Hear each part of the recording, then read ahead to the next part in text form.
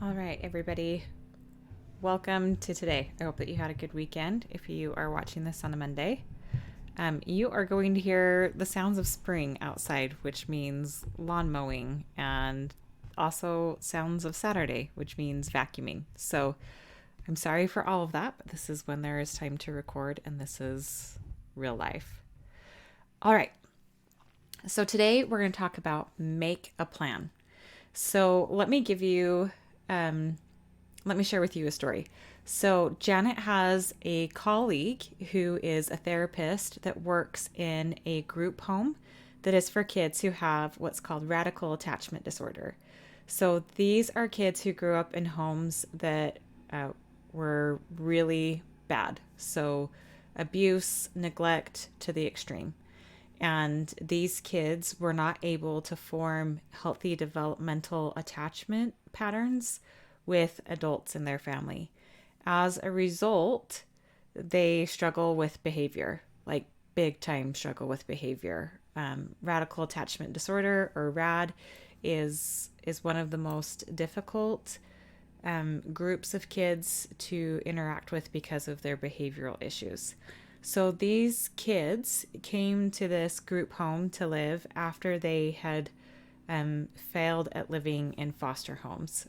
Obviously, no fault of their own, because of the experiences of their life and their trauma and their need to adapt to life circumstances.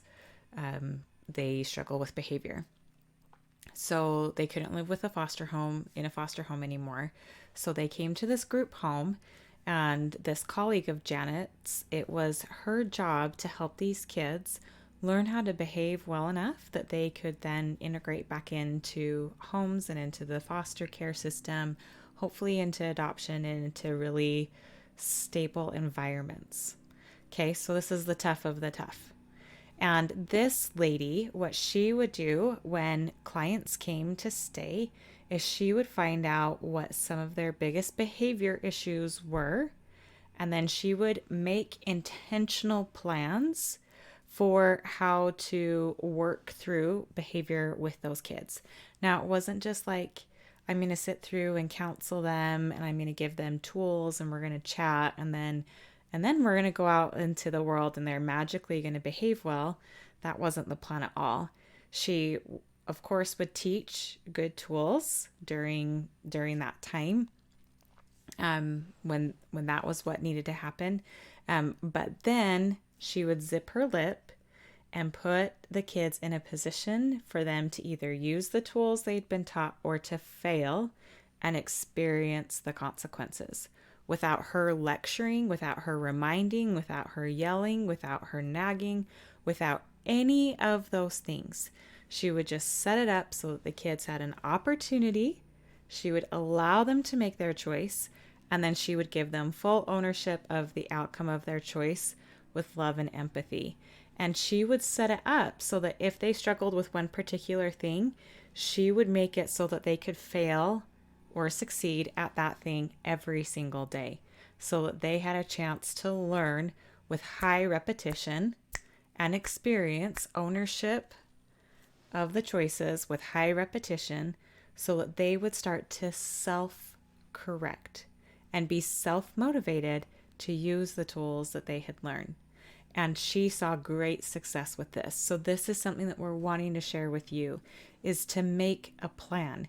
If you know that your kids always bicker in the car, then it is time to make a plan for them to be in the car and have lots of opportunities to bicker in the car and then to experience an uncomfortable natural consequence of that decision.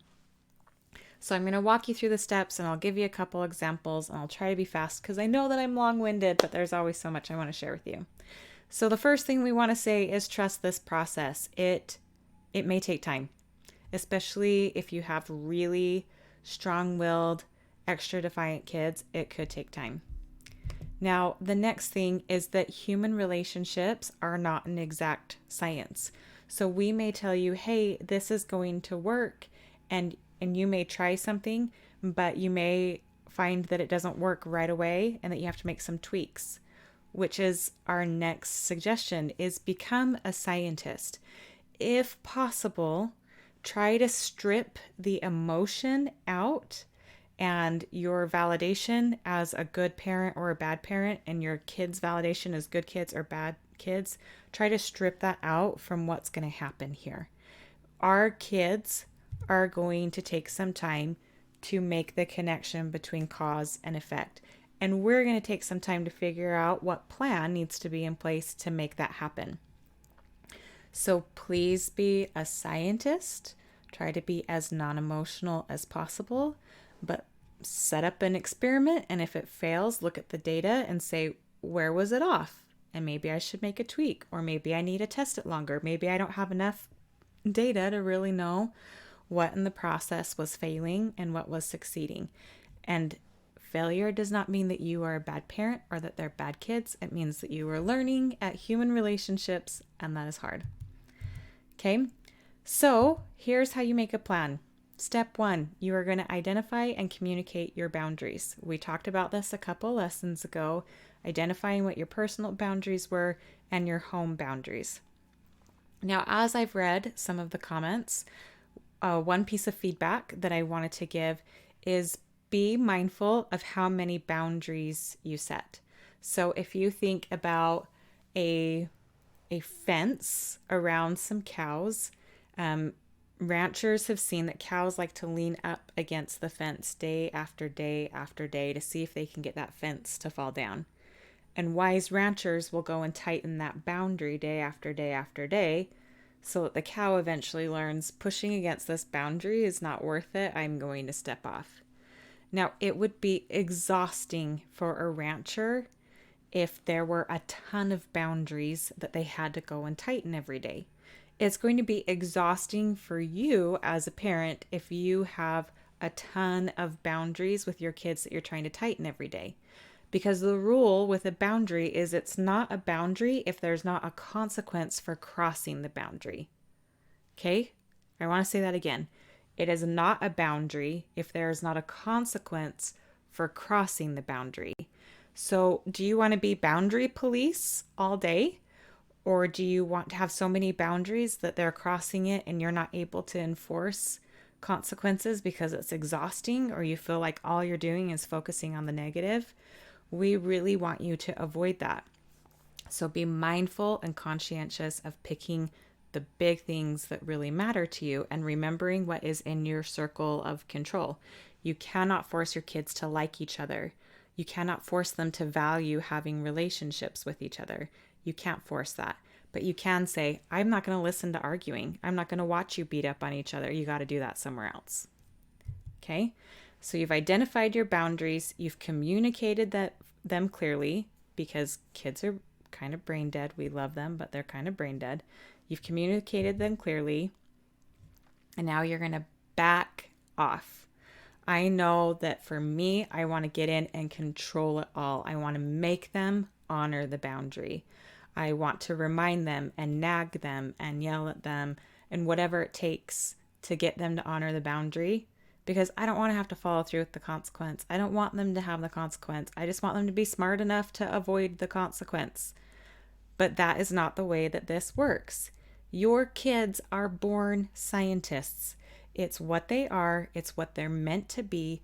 They are designed to test waters, to test boundaries.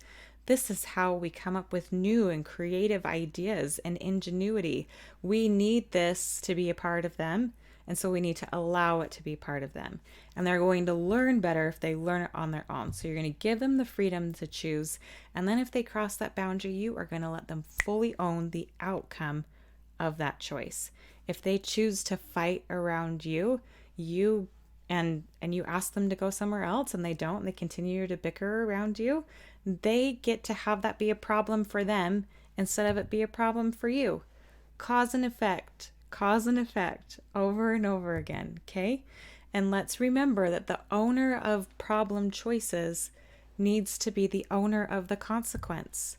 So if there's still a problem, whose problem is it? And if it's yours, that's when you know you got to do some shifting.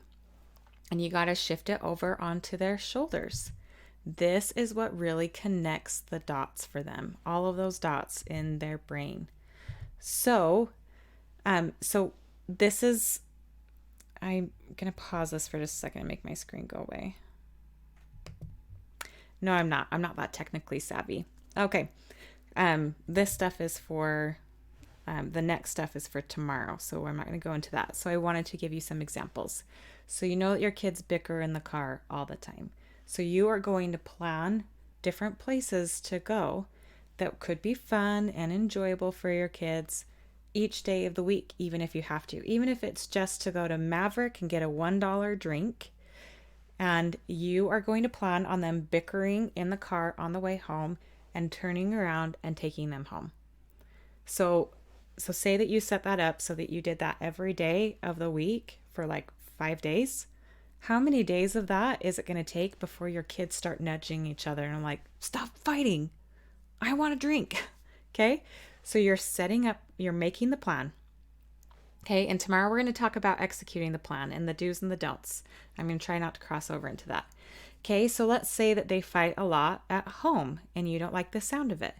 You're going to need to make a plan to set that up so that they have lots of opportunities to be together and to fight. And you have a plan in place for what will happen if they do that when they're around you. Okay? So that's when you've got things set up so that you have like, maybe you've got some dinners prepared for you and your spouse that are, just the 2 servings for the 2 of you, and they're all ready to go for the week so that you can say, oh, your dad and I are tired from listening to you bicker. We're going to just warm up this food and we'll be eating in here and you guys are on your own. Okay, so you've got a plan in place. You've thought through what could be a sticky place for you or what would make it a problem for you. And you've been creative and you've worked around what those problems might be. And then you're making it so that they have a chance to succeed or fail in high repetition, one day after another. If you can, say that you can't do that many in a day, you spread it out so that it's over a month. But we're talking like stick with this plan for weeks so that they really have the opportunity to learn this is not going to work for me. Now, does it sound like work? Does it sound like a pain in the butt? Does it sound like extra time? Yes, it does. Let's think back to the very beginning of choose your hard. Would you rather stick with this plan and work it for a month, knowing that it's going to get way better by the end of the month, or deal with contention and arguing between the siblings for eternity? Okay? So just think through that. Now, tomorrow we're going to talk about how to execute the plan. So today, what I want you to do is identify the number one sibling squabble issue that you have going on, or where you see it happening the most frequently. So we're not trying to pick all the boundaries at one time, but is it in the car? Is it a certain 2 kids who are always fighting? And then make a plan of how you can get them to have some failure time after time after time, and what you're going to put into place so that that behavior is a problem for them instead of for you. And think through what obstacles and what pitfalls you might run into and figure out how to navigate your way around those so that the problem behavior is truly a problem for them and not for you. And I wanted to say this at the end of consequences, but didn't think about it. And it's not that we're punishing our kids. That's not what's happening. We are giving them ownership of their choices, ownership of the outcome of their choices.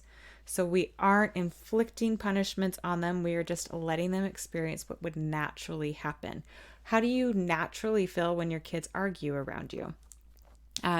My daughter wanted to come with me yesterday while I was driving my son somewhere. She pokes the bear. She proverbially pokes my son in the back of the car and tries to irritate him on purpose. And so I just said, like, I looked at what I naturally felt, and I naturally just did not want her to come because I don't like listening to the fighting in the back of the car, and it becomes a problem for me, and I didn't want to have to follow through with any sort of consequence right then. So I looked at what I naturally felt and then just said, hey, I'm taking just him. You get to stay home with dad because there's been too many problems in the back of the car in the past. And she cried. and she was really sad. But that's how I naturally felt, and that was her owning the outcome of her choice. I didn't have to go and ground her. I didn't have to take screens away. I didn't have to tell her she couldn't play with any of her friends, all of these things that are disconnected. Instead, I just let her own the natural outcome of it. She wanted to come with me, and she didn't get to the end. Okay, so I hope that helps. Identify those things that are the biggest issues, start to map out a plan, and we're going to talk about executing the plan tomorrow.